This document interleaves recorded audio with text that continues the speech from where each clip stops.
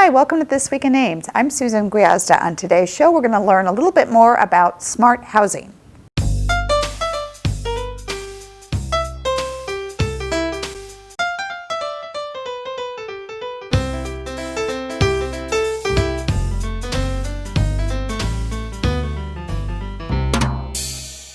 My guest today is Vanessa Baker-Latimer. Vanessa, welcome to the show. Susan, thanks for having me again.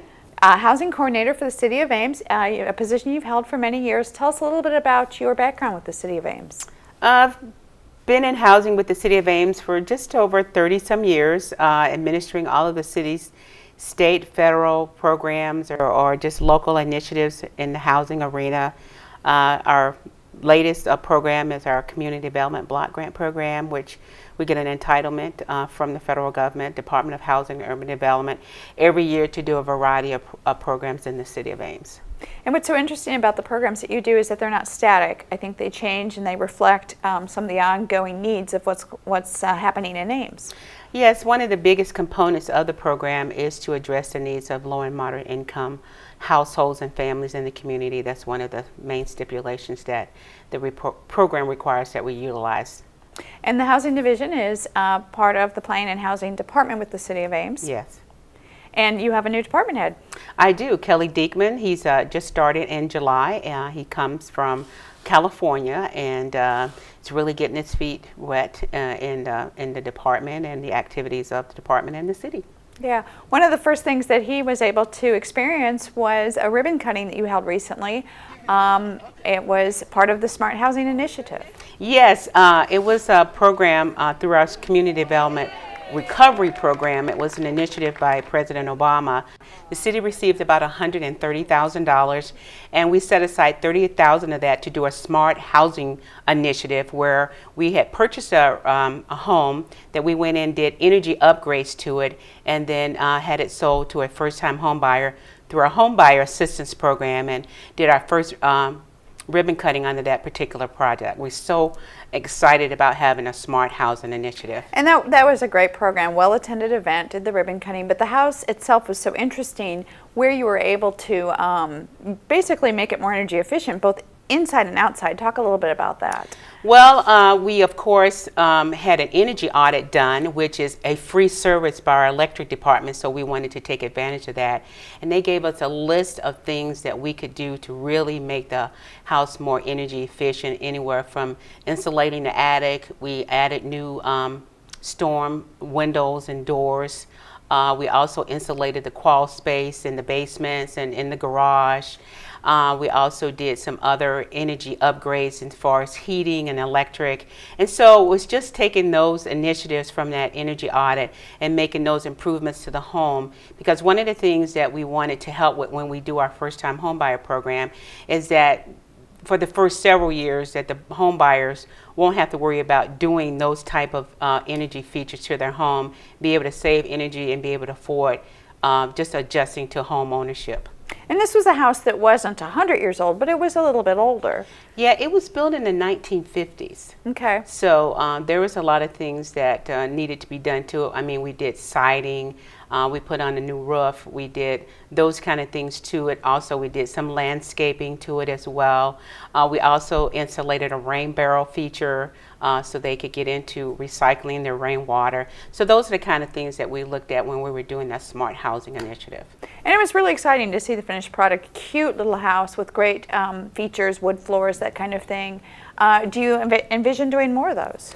I certainly do. We have several other properties that we're now going to be, again, taking advantage of the energy audit and seeing what features that we can improve on those products, and then again making them available to first-time home buyers. And I think your point being that as a first-time home buyer, it's hard to go into a house and have your water heater, break down, or a furnace or air conditioning issue. Those are big ticket items. Exactly, or have your heating bill out of the roof because you don't have the attic insulation. We also insulated the furnace and the pipes and so forth. Those things can really lower your energy costs, and then you can focus on more things as a homeowner.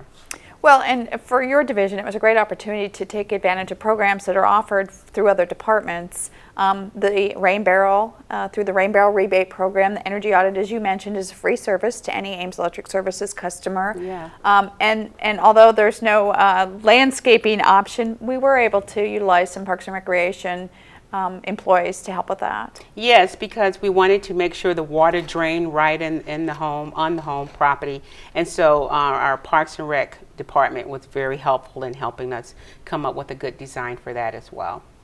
So we mentioned first-time home buyers. That is actually a market that you work with quite a bit. I understand you have some perhaps future educational opportunities for first-time home buyers? Yes, we're going to be doing a home buyer workshop with the Iowa Finance Authority and the Central Iowa Board of Realtors. We're going to partner together to bring a workshop to Ames. Look on the website, and for other press release, we'll do it. We're looking at sometime at the end of October, and it'll be a free seminar. It's available to people who are interested in knowing about what home ownership is about. It's also an opportunity to know about what products are available and kind of what process it is if you wanted to get into home ownership. You can also, if you already own your home and want more information about wanting to know about refinancing your home and taking advantage of equity and so forth. So it's going to kind of cover all of those things. It's a programs that are offered through the Iowa Finance Authority to our local lending institution, and that realtors can know about. And we thought it would be a good idea to incorporate it with the city's program because, again, our initiative is to get people into home ownership. But education is a key part about learning home ownership. So for this seminar, really open to anybody who might be interested in being a homeowner. I've seen programs and services that maybe they could be income eligible for, but maybe not. And then also refinancing, which is a whole nother market. It sure is, especially with the interest rates going down and fluctuating, opportunity to take advantage of equity, do more improvements to your home, and maybe do energy improvements to your home. And so hopefully with our Hot Smart Series launch, we can also educate people through our cable channel, which does great programming, about features they can do to make energy improvements to their home. Great. Well, Vanessa, as always, you sound very busy, lots of things on your plate. Thank you for stopping by. Thank you for having me, and appreciate sharing the information with the community. If you're interested in learning more about sustainability and preservation, the Historic Preservation Commission has a speaker for you. 7 p.m. on Monday, October 14th, Laura Karstens, a planner with the City of Dubuque, will be speaking on that topic. There's more information on our website. If you're looking for a way to get rid of that yard waste, remember that Yard Waste Free Days begin on Saturday, October 19th. They're at a new site again, Chanis Technology, south of Ames. Look for more information on that on our website as well. Well, that's our show for today. Thanks for watching, and tune in next week for This Week in Ames.